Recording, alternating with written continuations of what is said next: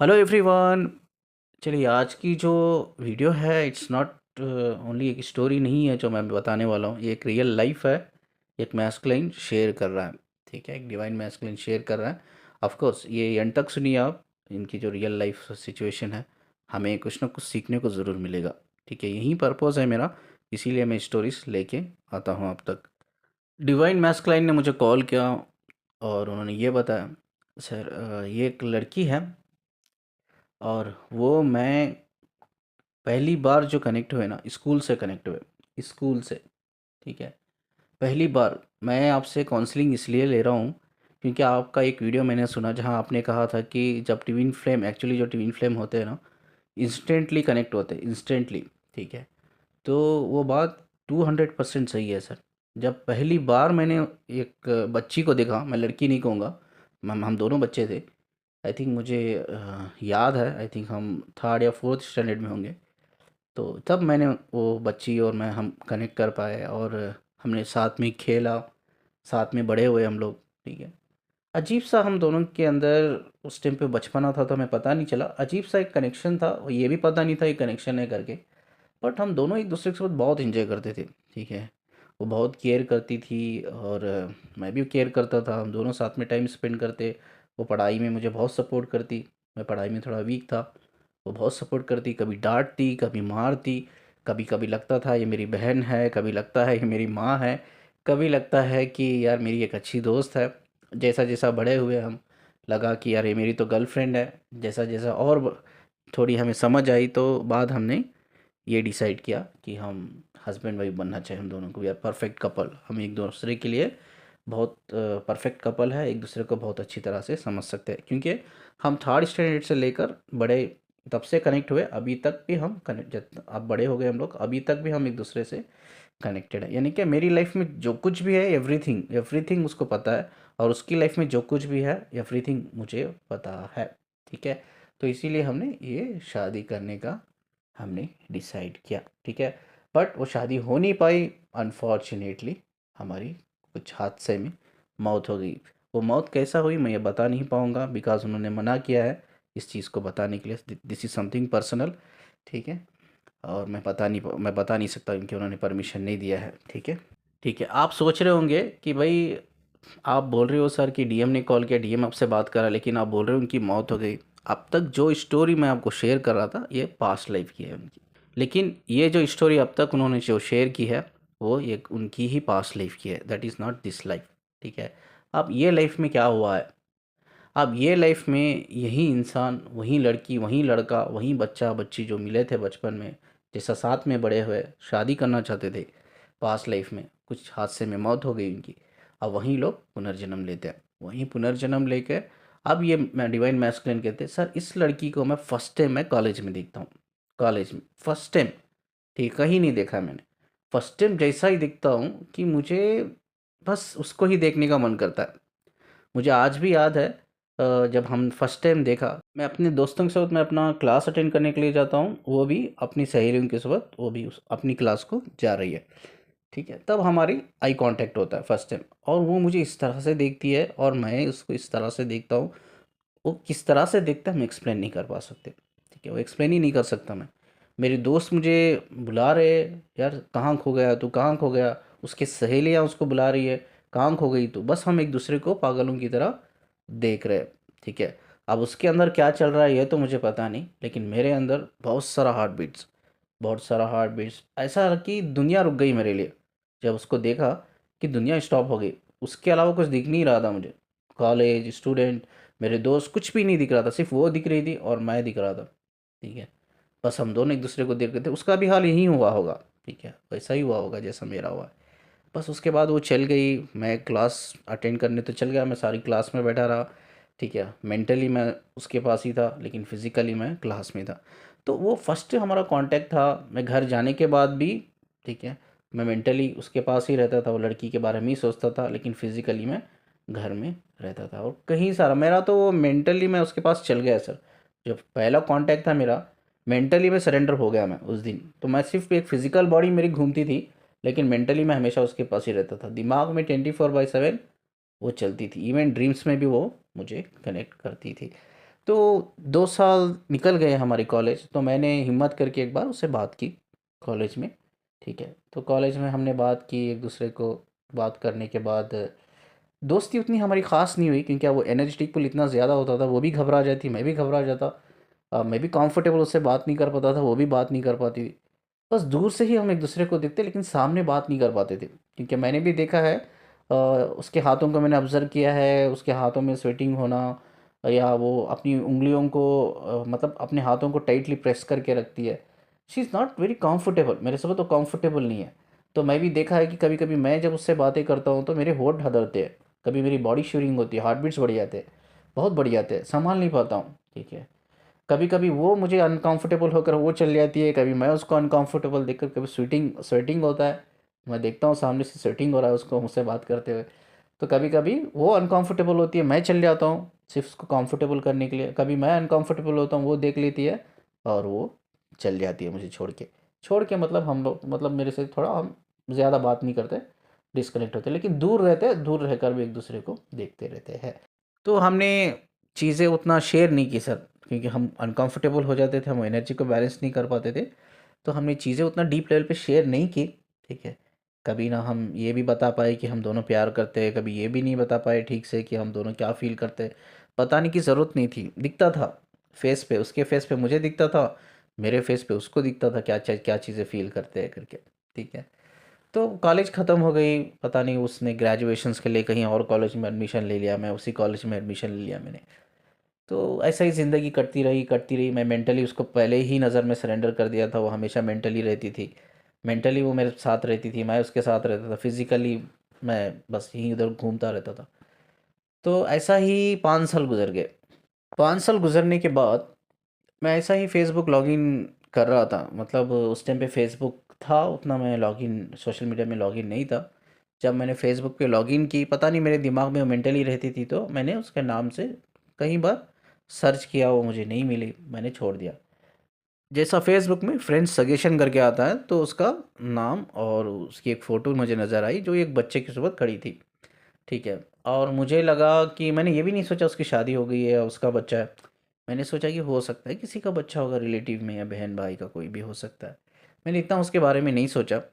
तो मुझे उतना सोशल मीडिया या फेसबुक चलाना आता नहीं था, तो मेरे एक दोस्त को मैंने पूछा, यार ये सजेशन क्यों आते हैं फेसबुक में। तो मेरे दोस्त ने कहा, यार फेसबुक का ऐसा एक अल्गोरिथम है, जहाँ कोई भी इंसान आपके प्रोफाइल को देखता है, ठीक है, वो प्रोफाइल को देखता है, तो वो सजेशन आ जाता है आपको, कि फ्रेंड्स रिक्वेस्ट सजेशन आ जाता है आपको। तो मुझे इतना तो पता चल गया था कि मैं उसको ढूंढने से पहले उसने मुझे ढूंढ लिया था, और वो मेरे प्रोफाइल को देखती थी। जब नया नया प्रोफाइल था मेरा, तो उसने मेरे फ़ोटोज़, एक दो फ़ोटो लगाए थे मैंने, वो फ़ोटोज़ देखती थी। उस टाइम पे प्रोफाइल लॉक भी नहीं था, तो ओपन था, पब्लिक था प्रोफाइल, ना फ्रेंड रिक्वेस्ट भेजे हुए भी वो मेरे इसको प्रोफाइल को देखती थी, मेरे पिक्चर्स देखती थी, ठीक है। तो बाद मैंने उसे कांटेक्ट किया, हम मैंने भी उसको मैसेज किया जब मुझे पता चला कि इसका प्रोफाइल है। तो हमारी दोनों की मैसेज पे बातें हुई, बाद नंबर एक्सचेंज किया, नंबर एक्सचेंज करते करते बाद हमारी फ़ोन पे भी बातें होने लग गई, ठीक है। घंटे ना घंटे हम बात करते थे सर, एक दूसरे के साथ बात करते थे। कहीं सारी चीज़ें जब कॉलेज पर रहकर हमने शेयर नहीं की, वो हमने फ़ोन पे शेयर कर ली। बाद मुझे भी पता चला वो मुझसे प्यार करती है, मैंने भी बोला मैं कितना प्यार करता हूँ उससे। लेकिन वो हमेशा एक ही चीज़ बोलती थी कि ये सब चीज़ें अभी इम्पोर्टेंट नहीं है, मेरी शादी हो गई है। तब मुझे पता चला सर कि उसकी शादी हो गई है करके। मेरी शादी हो गई है, मेरा एक बेटा है। अ, अब ये सब चीज़ें इम्पोर्टेंट नहीं है, ठीक है। तो वो कभी कभी मुझसे बात करने के लिए भी डरती थी, वो एक टाइमिंग रहता था, वो बोलती थी इस टाइमिंग पे मुझे आप बात कर सकते हो, दूसरे टाइमिंग पे आप मुझे बात मत करना। और उसके बाद मैंने कहा ओके चलो, तुम्हारी ज़िद को ही मानते हैं, हम नहीं मिलते हैं, मुझे सिर्फ तुम्हें देखना है, वीडियो कॉल करो करके। तो वीडियो कॉल भी हमारी होती थी, वीडियो कॉल में हम एक दूसरे को देखते थे। ऐसे ही वीडियो कॉल होती थी हम दोनों के बीच में। एक बार वीडियो कॉल में मैंने देखा कि उसका फेस जो है सूजन आ गई है, फेस पे सूजन आ गया है और चोटें लगी है, ठीक है।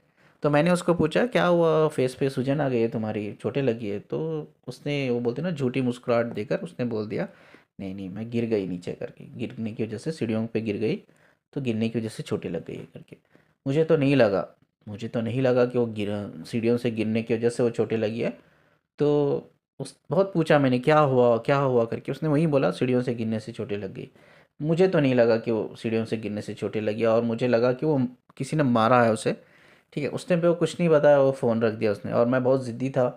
तो उसके बाद हमने 2 दिन छोड़कर फिर से वीडियो कॉल किया। वीडियो कॉल में तो मैंने उसको नहीं छोड़ा, कि मैंने पूछा उसको क्या हुआ, तुम्हें बताना ही होगा, तुम्हें मेरी कसम बतानी है क्या हुआ करके। तो वो रोने लग गई, रोने लगी, और उसने तब बताया मुझे कि मेरे हस्बैंड ने मुझे मारा है करके। तो मैंने पूछा क्या हुआ, क्यों मारा है, कोई तो रीज़न होगा तुम्हें मारने के लिए, तो तुमने भी कुछ किया होगा। तो उसने बोला ऐसा नहीं है, जब से मेरी शादी हुई है आई थिंक कुछ महीने ही मेरे ठीक थे, तो उसके बाद से ही ये चालू है। ठीक है, बच्चे के सामने भी वो मारता है, और इतना वो गुमान करता है मेरे ऊपर कि मोबाइल, यानी कि जो मेरा ईमेल आईडी है, जो मैंने मोबाइल लिंक लिंक करके रखा है मेरी ईमेल आईडी से, वो ईमेल आईडी उसने मेरा लेकर अपने मोबाइल में लिंक करके रखा है। यानी कि मेरा जो भी डेटा होता है वो ट्रांसपेरेंट होता है। जो मैं किसी को कॉल करती हूँ, या कोई कॉल मुझे करता है, कोई मैसेजेस और कोई भी चैट होता है, तो उसको पता चलता है। तो ये चीज़ मुझे तब उसने बताई, कि तब मैंने उसको पूछा कि तुम डिफरेंट नंबर से क्यों कॉल करती हो। जब हम कनेक्ट हुए तो पहली बार ही उसने मुझे डिफरेंट नंबर दिया था। ठीक है, तब मुझे पता चला कि उसका ये नंबर एक्चुअली नंबर नहीं है, that is not real number, उसका कोई और नंबर है। ठीक है, तो उसने मुझे नया नंबर से उसने कांटेक्ट करने के लिए बोला, उसने नया नंबर लिया था सिर्फ मुझसे बात करने के लिए। तो हम नए नंबर से बात करते थे, वो नंबर वो जो उसका ऑलरेडी जो ईमेल आईडी है वो लिंक था, उसके हस्बैंड के मोबाइल से लिंक था, वो सब कुछ ट्रांसपेरेंट था डेटा। तो उसने बताया कि कभी कभी मैं अपनी मम्मी से बात करती हूँ, आधा घंटा 1 घंटा हो जाता है, सिस्टर से बात करती हूँ, तो डायरेक्टली कॉल करके मुझे बोलता है किससे बात कर रही थी, बॉयफ्रेंड से बात कर रही थी क्या, अपने आशिक से बात कर रही थी क्या। उस दिन शाम को आता है और मुझे पक्का मारता है वो। ठीक है, मैं उसको दिखाती हूँ, मैं उसको बोलती हूँ भाई मेरा ईमेल आईडी तुम्हारे से लिंक है मोबाइल में, तुम डेटा चेक कर सकते हो कितना ट्रांसपेरेंट डेटा है। ठीक है, तो कार्मिक हस्बैंड कैसे होती है देखिए। ठीक है, बहुत से लोग बोलते हैं ना कार्मिक कार्मिक, छोटी छोटी लड़ाइयों को लोग बोलते हैं कार्मिक है करके। कार्मिक बहुत डेंजरस होते हैं। तो छोटी छोटी चीज़ों को लेकर वो बहुत बड़ा इशू करते हैं। तो वो आता था शाम को, पक्का वो मारता था। इवन उसके पास प्रूफ है कि मैं अपनी मम्मी से बात करी हूँ, मेरा ईमेल आईडी उसके फ़ोन से लिंक है, वो जानता है। मैंने कॉल रिकॉर्ड्स भी उसको बताए, मैंने उसको कॉल लिस्ट भी बताई, देखो इतने बजे तुम जब कॉल कर रहे थे, मेरी मम्मी को मैं कॉल करी थी, सिस्टर को कॉल करी थी, बट इसको मारना है। ठीक है, वो बोलता है नहीं झूठ बोल रहे हो तुम, किसी अपने बॉयफ्रेंड से तुम बात करी, आई नो दैट करके वो मारता था। तो ये सब चीज़ें चलती थी, तो मैंने उसको बहुत इंसिस्ट किया, तो मेरी डीएफ को बोलना ही होगा तेरे को करके। तो उसने वो रो पड़ी, रो पड़ने के बाद वो थोड़ा इमोशनली रिलीज़ हो गई। इमोशनली रिलीज़ होने के बाद वो सारी चीज़ें उसने मुझे बताया कि यार ऐसी ऐसी चीज़ें होती हैं, मम्मी पापा के साथ भी बात करती हूँ, सिस्टर के साथ भी बात करती हूँ, तो भी ऐसा करता है, जानबूझ के मारता है, और कभी कभी छोटी मोटी बहस के लिए भी ऐसा मारता है। इसीलिए मैंने तुम्हें न्यू नंबर से कांटेक्ट किया, इसीलिए मैं हमेशा तुम्हें कहती थी कि इस पर्टिकुलर टाइम पे हम दोनों बात करेंगे, इसीलिए मैं तुमसे कभी मिलने के लिए नहीं आई। तो उस टाइम पे उसने रो के मुझसे माफ़ी मांगी कि वो मुझसे मिलने के लिए नहीं आई करके। तो इस सिचुएशन में क्या करना चाहिए, मैं चाहता हूँ जो भी ये वीडियो सुन रहे हैं नए लोग या पुराने लोग, कमेंट सेक्शन में आप अपना एक पॉइंट ऑफ व्यू दिए कि उस फेमिनिन्स को क्या करना चाहिए, और ये मैस्कुलाइन को क्या डिसीजन लेना चाहिए। ठीक है, तो अगर बहुत से फेमिनिन्स ये जानने की कोशिश करेंगे कि डिवाइन मैस्कुलिन क्या डिसीजन लिया है या लेगा, क्या मैंने उनको गाइड किया है, अगर मैं उस फेमिनिन का डिवाइन मैस्कुलिन होता मैं क्या करता, मैंने उनको वहीं गाइड किया है। ठीक है, मैंने ये कहा कि फ़र्स्ट ऑफ़ ऑल देखिए, हर इंसान को खुश रहने का हक़ है, चाहे फीमेल हो या मेल हो, चाहे मैरिड हो अनमैरिड हो। चलो खुशी की बात भी हम छोड़ देते हैं, वो खुश नहीं है, एटलीस्ट एक इंसान को जब खुश भी नहीं है वो एटलीस्ट अपने सेल्फ रेस्पेक्ट के लिए तो जीना चाहिए, ये मेरा मानना है। तो ये मैंने गाइडेंस किया। अगर मेरी डीएफ मेरी ये स्टोरी होती, मैं अपनी डीएफ को बोलता चलो यार कोई बात नहीं, तुम्हें अपने लिए खुश नहीं रहना, अपने सेल्फ रिस्पेक्ट के लिए तो जीना होगा। ये जो तुम्हारे साथ हो रहा है, फिजिकल टॉर्चर हो रहा है, इमोशनल टॉर्चर हो रहा है, और तुम इस मैरिज में कई सारे ट्रॉमा को झेल चुकी हो, अब ट्रॉमा आप तुम्हारे अंदर बस चुका है, अब उसको भी प्रॉब्लम फेस, वो ट्रॉमा की वजह से भी तुम्हें प्रॉब्लम फेस हो रहा है, तो इसे तुम्हें एक्शन लेना होगा। ठीक है, तो जब ये मैंने फेमिनिन का रीडिंग की मेडिटेशन में, इनके मोस्टली 4 चक्रा बहुत ज़्यादा ब्लॉक है, चाहे उस का सोलर प्लेस ले लो, हार्ट चक्रा ले लो, थेराइड चक्रा एंड क्रॉन चक्रा।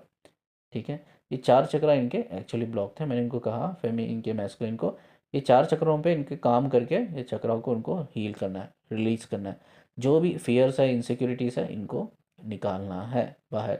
इनको एक्शन ज़रूर लेना है अपने हस्बैंड से, ठीक है।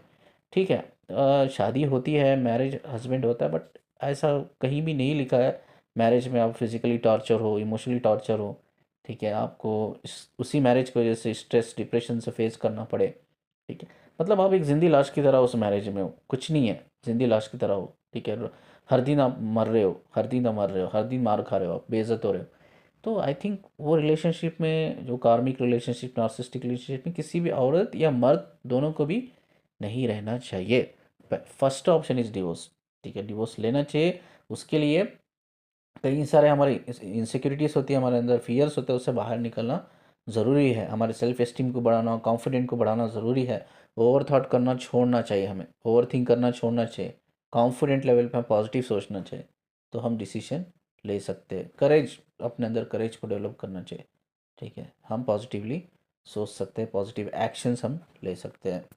उनके डीएम ये बोलते सर मैंने बोला, सर ये चीज़ें आप बोल रहे हो ये मैंने बोला।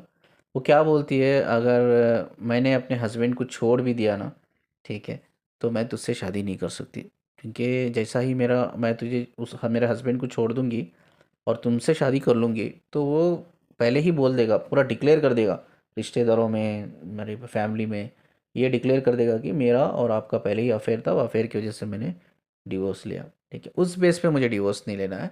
मुझे इस बेस पे अगर डिवोर्स लेना भी, इस बेस पे लूँगी कि इसका जो physical torture, mental torture, emotional torture होता है, इसके बेस पे मैं डिवोर्स लूँगी। बट मैं वो डिवोर्स नहीं ले पा रही हूँ बिकॉज मेरा बच्चा है और I am not financially independent नहीं हूँ। और मैं एक गरीब फैमिली से बिलोंग करती हूँ। यस, उनकी जो डिवाइन फेमिनिन है वो गरीब फैमिली से बिलोंग करती है। उनके माँ बाप ने बहुत मुश्किल से उस लड़की की शादी करवाई। वो बोलती है मेरे माँ बाप ने बहुत मुश्किल से मेरी शादी करवाई है और मैं गरीब फैमिली से बिलोंग करती हूँ और मेरा तो बच्चा भी हो गया और मैं फाइनेंशियली इंडिपेंडेंट नहीं हूँ। ना ही मैं इसे डिवोर्स लेकर मैं तुमसे शादी कर सकती हूँ बिकॉज ये हम दोनों को बदनाम कर देगा। अगर मैं तुमसे मिलने के लिए आई इस कंडीशन में, अगर उसने देख लिया तो तुम्हें भी जान से मार देगा और मुझे भी जान से मार देगा। कम्प्लीटली वो नार्सिसिस्टिक और बहुत कार्मिक पर्सन है। मैं नहीं चाहती कि मेरी वजह से तुम्हें कोई तकलीफ़ हो, मेरी वजह से तुम्हें मरना पड़े। मैं नहीं चाहती कि मेरी वजह से तुम्हें बेइज्जती हो। तो इनके जो डिवाइन मैस्कुलिन है, इनकी भी शादी होके इनको भी एक बच्चा है, ठीक है। तो अब वो ट्रस्ट भी नहीं रहा, मतलब वो ट्रस्ट इशू भी आ गया है फेमिनिन के अंदर। वो भी ये बोलती है कि क्या तुम मुझसे शादी करोगे क्या, ठीक है। अब तुम्हारी भी शादी हो गई है, एक बच्चा है, क्या तुम मुझसे शादी करोगे? अगर तुम करोगे तो भी मैं नहीं चाहती कि तुम बदनाम हो, नहीं चाहती आगे जाके तुम्हें कोई प्रॉब्लम हो, ठीक है। तो आई थिंक हमारे किस्मत में नहीं होगा मिलना, हमारी किस्मत में शादी करना नहीं होगा। तो जब तक चल रहा है हम ऐसा ही कनेक्ट रहेंगे, हम फ़ोन पे बात करेंगे, तुम्हें मन करे तो वीडियो कॉल पे देख लेना। तो यही बोलती है। तो अब मैं क्या करूं सर, ठीक है। तो मैंने इनको अभी क्या गाइडेंस दी, एक डिवाइन मैस्कुलिन होने के नाते मैंने ये डीएम को क्या मैंने गाइडेंस दी, मैंने उनको ये गाइडेंस दी, ठीक है। अगर वो ऐसा बोलती है ना, उसको ये बोलो आप कि शादी मैं नहीं करूँगा। चलो तुम्हें शादी नहीं करना है ना, तुम्हें डर लगता है ना शादी करने से वो मुझे मार देगा या हम दोनों को बेइज्जत करेगा एक्स्ट्रा मैटर अफेयर बोलकर, चलो हम शादी ही नहीं करेंगे, ठीक है। मैं चाहता हूँ आप डिवोर्स लो, आप अपने सेल्फ रेस्पेक्ट के लिए लो, ठीक है। और आप इधर रहो, ठीक है, डिवोर्स लेके रहो, मैं आपको फाइनेंशियली हेल्प करता हूँ। तो ये डीएम बोलते हैं नहीं सर, वो भी मैंने उनको बोला कि फाइनेंशियली मैं हेल्प करता हूँ, कई बार मैंने हेल्प की है और करने की कोशिश करता हूँ, बट वो मना करती है। वो डिवाइन में फेमिनाइन है, तो वो मना करती है। वो बोलती है तुम्हारे से पैसे लेना और मुझे अच्छा नहीं लगता, कब तक मैं लेती रहूँगी, मुझे तो बिल्कुल अच्छा नहीं लगता। मैं वो मना करती है, पैसे लेने से मना करती। तो मैंने इनको बोला, इनके डीएम को, अगर वो पैसे लेने से मना करती है तो और एक ऑप्शन है कि उसको डिवोर्स दिलाओ, ठीक है। आप उसको पैसे मत दो, उसको कोई जॉब दिला दो, ठीक है। उनको ये गाइडेंस मैंने दी कि चलो वो आपसे पैसे नहीं लेना चाहती, मना करती है, तो आप उसको कोई जॉब दिला दो, कोई फाइनेंशियली ऐसा कोई रास्ता बना के दो जहाँ वो खुद अर्न करे कॉन्फिडेंट लेवल पे, सेल्फ एस्टीम लेवल पे, और वो अपनी सेल्फ रिस्पेक्ट के बेस पर वो अपनी लाइफ को गुजारे, ठीक है। बट इन्होंने मेरे गाइडेंस को सुनकर उन्होंने वही कहा कि यार मैं जॉब दिला दूंगा, चल तुझे पैसा नहीं चाहिए मुझसे, पैसा नहीं दूंगा, शादी भी नहीं करना, हम शादी भी नहीं करेंगे, कनेक्टेड रहेंगे, बट मैं तुझे कोई जॉब दिला देता हूँ, ठीक है। तो जॉब कर लेके अपने बच्चे को पाल लेना। तो फाइनेंशियली स्ट्रांग हो गई तो तेरे अंदर की जो फियर्स है, ठीक है, वो तेरे अंदर की इनसिक्योरिटीज़ है, वो ये पूरी हील हो जाएगी। बट वो फेमिनेंस के चक्र ब्लॉकेज होने की वजह से वो डिसीजन नहीं ले पा रही है। वो अभी भी डर में है, फियर में, बार बार वही चीज़ रिपीट करती है। मैं गरीब फैमिली से बिलोंग करती हूँ, यानी कि ट्रॉमा, यानी कि जो मैरिज में, जो पर्सनल लाइफ में जो गरीबी झेल के आई है ये लड़की, वो ट्रॉमा बन चुका है। वो ट्रॉमा दिमाग में, वो ट्रॉमा नहीं निकल रहा है, वो एनर्जी से, वो पैटर्न से बाहर नहीं निकल रही है, वो नेगेटिव एनर्जी से। वो बार बार एक ही चीज़ बोलती है, बार बार एक ही चीज़ बोलती है, मैं फाइनेंशियल इंडिपेंडेंट नहीं हूँ, तुम्हें मार देगा, हमें बदनाम कर देगा, मैं नहीं चाहती मेरी वजह से तुम्हें प्रॉब्लम हो, मैं नहीं चाहती तुम शादीशुदा ऑलरेडी हो, तुम्हारी शादीशुदा ज़िंदगी में प्रॉब्लम हो, तुम्हारी वाइफ के बीच में तुम्हारी दोनों की कोई प्रॉब्लम। मैं कार्मिक नहीं बनना चाहती, मैं कोई कर्मा क्रिएट नहीं करना चाहती। तो मैंने क्लियरली बोल दिया, ठीक है शादी नहीं करना, नहीं करेंगे, आप सेल्फ एस्टीम के लिए जो कब तक मार खाती रहोगी, ठीक है, कब तक अपने ये टार्चर सहती रहोगी।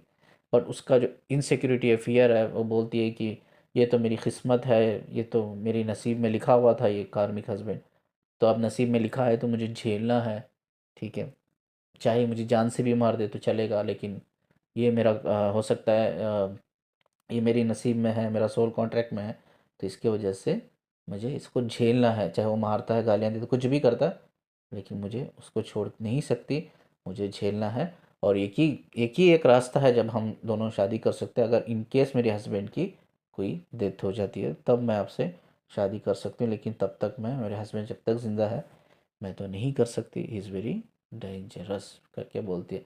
तो मैस्कुलाइन को जो भी गाइडेंस मैंने दी उन्होंने सभी ट्राई किया, बट वो फेमिनिन की इनसिक्योरिटी की वजह से, उनके फियर की वजह से वो फेमिनिन अपने आप के लिए डिसीजन नहीं ले पा रही है। जितना वो डर रही है, एक्चुअली इतना डरने की ज़रूरत नहीं है, बट वो इंसान ने इतना ट्रॉमा उसके अंदर बिठा दिया है, वो डर से बाहर नहीं निकल पा रही है, डिसीजन नहीं ले पा रही है।